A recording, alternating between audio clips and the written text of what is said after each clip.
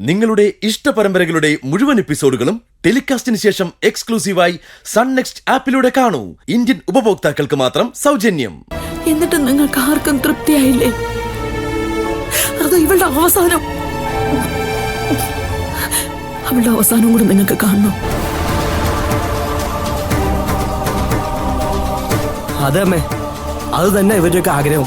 പക്ഷേ അത് ദൈവം കൂടി വിചാരിക്കണമല്ലോ. വല്യമ്മേ, ഭാവനേശി സോമനസാല എടുത്ത തീരുമാനത്തിന്റെ പുറത്താ സൂര്യേട്ടനിപ്പോ മാനസെ കല്യാണം കഴിക്കാൻ പോകുന്നത്. അതാദ്യം ഒന്ന് മനസ്സിലാക്ക്. അതിപ്പോൾ ബുദ്ധിപൂർവ്വം ചെയ്തതല്ലേ? അല്ലെങ്കിൽ സൂര്യ തന്നെ ഇവളെ ഇട്ടിട്ട് പോയേനെ.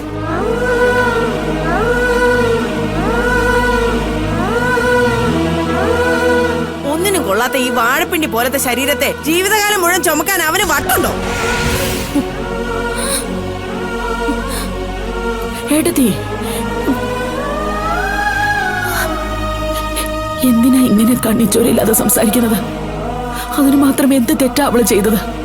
ഞങ്ങൾ സംസാരിച്ചല്ലോ ഗായത്രി, മായല്ലേ തുടക്കട്ടത്.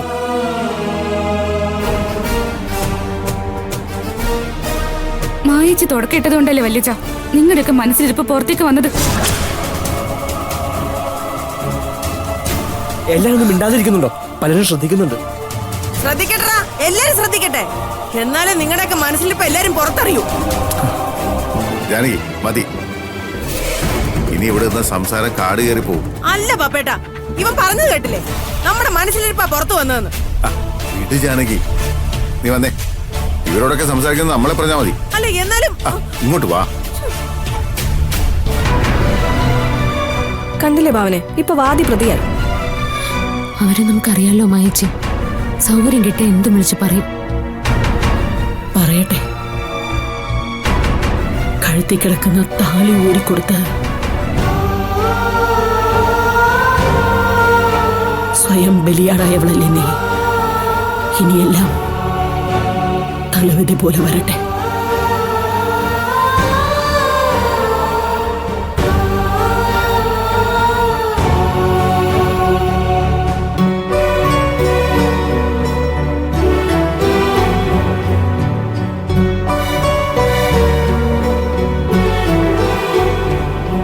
മോളെ, ആ ഭാവനയും കുടുംബവും വന്നിട്ടുണ്ട്.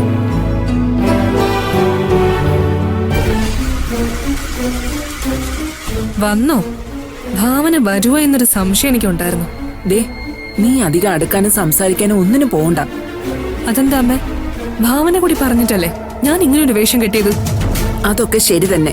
പക്ഷെ ഇപ്പൊ ഞാൻ പറയുന്ന നീ കേട്ടാ മതി. സൂര്യയുടെ താലി നിന്റെ കഴുത്തിൽ കേറുന്ന വരെ നീ വളരെ സൂക്ഷിക്കണം. അമ്മ വെറുതെ ആവശ്യമില്ലാത്തൊന്നും ആലോചിച്ച് കൂട്ടാതെ. കൂടിപ്പോയാൽ 1 മണിക്കൂർ. അതോടെ എല്ലാത്തിനും ഒരു അവസാനം ഉണ്ടാവുമല്ലോ. പിന്നെന്താ? എന്റെയും നിന്റെ അച്ഛന്റെ അവസ്ഥയും നിനക്ക് ഇപ്പൊ പറഞ്ഞാൽ മനസ്സിലാവില്ല. എന്റെ അമ്മേ, എന്റെ കഴുത്തിൽ സൂര്യ താലി കെട്ടുന്ന സമയം ഭാവന ഇവിടെ ഉണ്ടാവണമെന്ന് ആന്റിയുടെ ഏറ്റവും വലിയ ആഗ്രഹം. അപ്പൊ പിന്നെ ഭാവന ഇവിടെ വേണ്ടേ?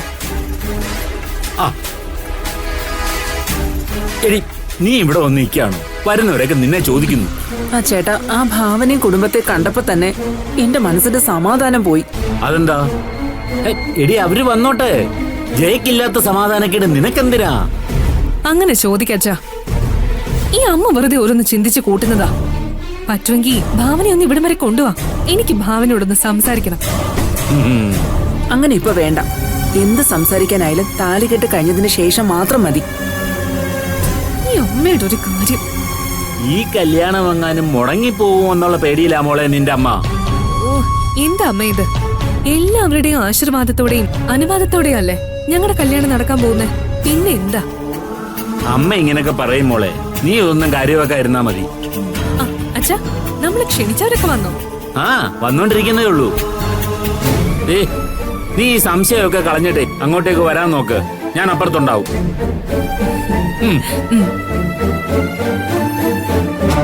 എന്താ അമ്മ ഇത്? ഒന്ന് ഉഷാറായിട്ട് നിക്ക്. ദേ, ഇന്നു മുതൽ നമ്മുടെ സമയം മാറാൻ പോവാ. ആ, അത് പറഞ്ഞപ്പോ അമ്മയുടെ ഒരു ചിരി കണ്ടില്ലേ? നിന്റെ ഈ സന്തോഷം എനിക്ക് എന്നും കാണണം. അത്രേ ഉള്ളൂ. അമ്മ ധൈര്യമായിട്ട് ചെല്ല്. ഇനിയാണ് നമ്മൾ ജീവിക്കാൻ പോകുന്നത്. നിന്റെ ഈ വിശ്വാസം മോളെ അമ്മയുടെ ധൈര്യം. എന്നാ പിന്നെ കൺഫ്യൂഷൻ അടിക്കാതെ പോ. ഇല്ലെങ്കിലേ അച്ഛൻ വീണ്ടും വരും. അമ്മേ, ആ ജാനകി അമ്മച്ചെ കഴിയുന്നത് ഇങ്ങോട്ടേക്ക് വിടാതെ നോക്കണം. അവരുടെ ചൊളയടി കേൾക്കാൻ വയ്യാത്തോണ്ടാ. കല്യാണം കഴിയുന്നവരെ ഒക്കെ സഹിക്കാം മോളെ. ശരി.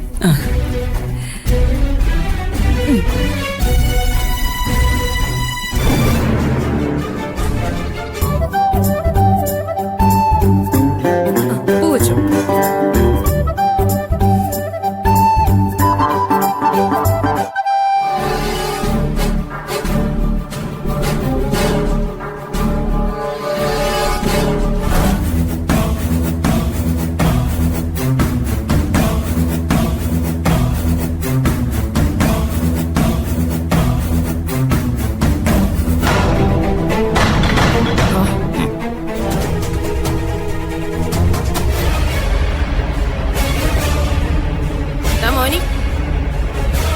ഇനി സൂര്യ രക്ഷിക്കാൻ വേണ്ടിട്ട് ആരാണാവോ പുതുപ്പെണ്ണിനെ താലി കെട്ടാൻ പോകുന്നത്? ഒന്നും തീരുമാനിച്ചിട്ടില്ല ആന്റി. ഞാൻ തന്നെ ഒരു കൈ നോക്കിയാലോ ഒന്ന് ആലോചിക്കുക. അയ്യോ, എന്നാ വലിയ ഉപകാരമായിരിക്കും. നീ ഞങ്ങളുടെ തലേന്ന് ഒഴിഞ്ഞു പോവുമല്ലോ. ആന്റി മാത്രമേ ഇങ്ങനെയൊക്കെ പറയൂ. പക്ഷേ പല്ലവി ഒരിക്കലും ഇങ്ങനെ പറയില്ല. ഞാൻ അവൾക്ക് അത്രയ്ക്ക് പ്രിയപ്പെട്ടവന്. എന്നെ കൊണ്ടൊന്നും പറയിപ്പിക്കരുത്. പ്രിയപ്പെട്ടതാക്കാൻ പറ്റിയൊരു സാധനം. ആന്റിയുടെ മനസ്സിൽ എനിക്കുള്ള സ്ഥാനം ചിലപ്പോൾ ചെറുതായിരിക്കും. പക്ഷേ പല്ലവിക്ക് അങ്ങനെയല്ല. ഇപ്പൊ തന്നെ ഞാൻ കല്യാണത്തിന് വിളിച്ചപ്പോ എന്നോട് എന്താ പറഞ്ഞെന്നറിയോ? അന്നത്തെ പോലെ ഇന്നും ആ പെണ്ണിനെ എങ്ങാനും ഞാൻ താലി കെട്ടിയാ എന്നെ കൊന്നുകളയൊന്നും. അവൾ അങ്ങനെ പറഞ്ഞോ? പറഞ്ഞാന്റി, വിശ്വസിക്കുമെങ്കിൽ വിശ്വസിച്ചാ മതി. പിന്നെ ഇന്നും സൂര്യയുടെയും മാനസയുടെയും കല്യാണം നടന്നിട്ട് പറയാം നടന്നെന്ന്. അതെ, ഇന്ന് നിന്റെ ഓരോ ഉദ്ദേശം നടക്കാൻ പോകുന്നില്ല മോനെ. കൃത്യസമയത്ത് സൂര്യ മാനസയുടെ കഴുത്തിൽ താലി കെട്ടും. ആന്റിയുടെ വിശ്വാസം ആന്റിയെ രക്ഷിക്കട്ടെ. ഈശ്വരാ, നീയേ രക്ഷ.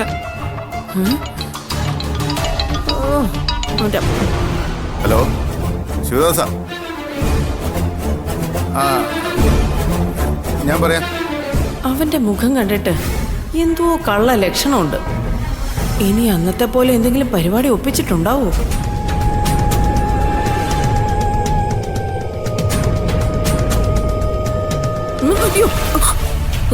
എന്താ ജാനകി, എന്താ മോനിയുമായിട്ടൊരു സംസാരം? അവൻ എന്നോട് പറയാണേ ഈ കല്യാണം നടന്നിട്ട് പറയാമെന്ന് നടന്നു. അതെ, അവൻ ജാനകിയെ പിരികേറ്റാൻ വേണ്ടി പറഞ്ഞതായിരിക്കും. ഓ അല്ല ജയനിർമ്മലേ, അവനൊരു പുച്ഛഭാവത്തിലാ സംസാരിച്ചത്. ഇനി അന്നത്തെ പോലെ എന്തെങ്കിലും പണി ഒപ്പിച്ചിട്ടുണ്ടാവോ? ഒരിക്കലും ഇല്ല ജാനകി. ഭാവനയുടെ താല്പര്യപ്രകാരമല്ലേ ഈ കല്യാണം നടക്കാൻ പോകുന്നത്. പിന്നെന്താ ഇത്ര സംശയം? എനിക്കെന്തോ മോനിയുടെ സംസാരത്തിൽ എന്തോ ഒരു പന്തികേട് തോന്നുന്നുണ്ട്. അതുകൊണ്ടാ പറഞ്ഞത്. ജാനകി വെറുതെ ഓരോന്ന് ചിന്തിച്ച് തലപ്പുണ്ടാക്കണ്ട. ഞാൻ പ്ലാൻ ചെയ്ത പോലൊക്കെ കാര്യങ്ങൾ നടക്കൂ. അല്ലെങ്കിലേ ഇവിടെ വല്ല അത്ഭുതവും സംഭവിക്കണം. സൂര്യ മാനസെ കല്യാണം കഴിക്കുന്നതിനേക്കാൾ വലിയ എന്ത് അത്ഭുതമാണ് ഇവിടെ നടക്കാൻ പോകുന്നത്. പക്ഷേ ഭാവനയുടെ മുഖത്ത് ഒരു സന്തോഷം ഞാൻ കണ്ടില്ല. കാർമേഘം മൂടി കെട്ടിയതുപോലെ ഇരിക്കുന്നത്.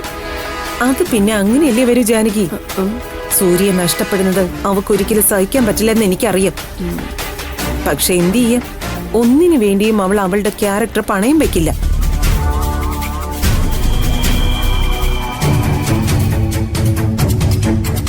അവളുടെ ശരീരം തളർന്നിരിക്കുന്നതിലൊന്നും അവൾക്ക് ഒരു വിഷമവും ഇല്ല. പക്ഷെ സൂര്യയെ എന്നേക്കുമായി നഷ്ടപ്പെടുന്നത് അവൾക്ക് താങ്ങാവുന്നതിലും അപ്പുറം.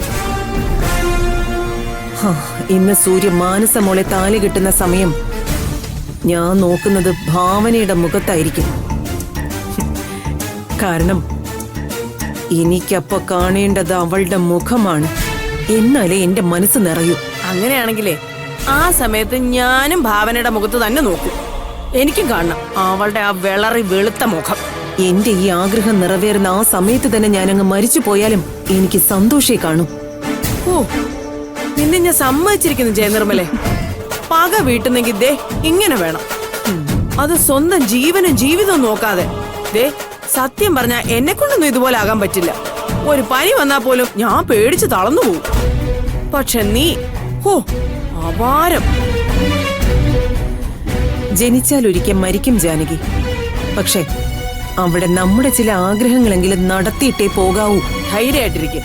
എല്ലാം മംഗളമായിട്ട് തന്നെ നടക്കും. ഒരു തോണിയിൽ സഞ്ചരിച്ചിരുന്ന സൂര്യയും ഭാവനയും 2 തോണിയിൽ സഞ്ചരിക്കും. അതാണ് ദൈവവിധി. ഇത് ദൈവവിധിയല്ല ജാനകി, ഈ ജയനിർമ്മലയുടെ വിധിയാ. വാശിയും തന്റെ ഇടമുള്ള അച്ഛന്റെ മകൾ തന്നെയാ ഞാനും.